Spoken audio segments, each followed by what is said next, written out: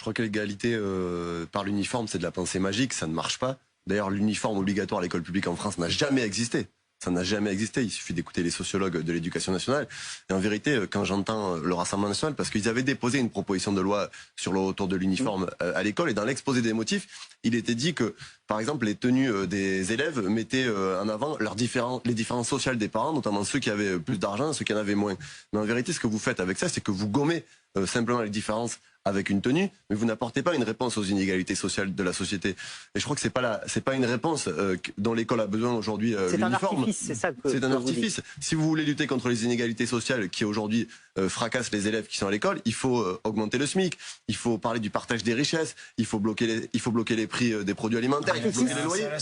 Donc c'est un affichage.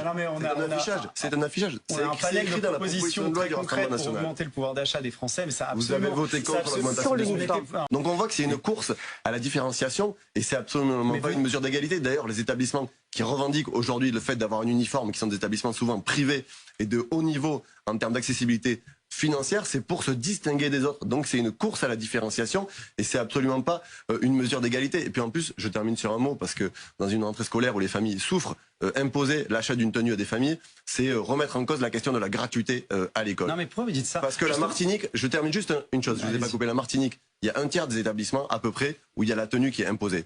Un t-shirt ou un polo avec le logo de l'établissement, c'est 10 à 20 euros. C'est 5 à 10 fois plus cher que ce que les familles peuvent trouver dans des enseignes de grande distribution. Donc on conditionne l'accès à l'éducation, à l'achat d'une tenue dont les familles ne peuvent pas supporter le coût. Donc c'est une remise en cause de la gratuité. Non mais là vous êtes en train de prendre un modèle qui... Ce qui est intéressant aujourd'hui de regarder sur ce qui est en train de se passer, c'est que la question de la tenue et de l'uniforme à l'école, elle est venue au lendemain de la polémique lancée par Gabriel Attal sur l'interdiction des abayas.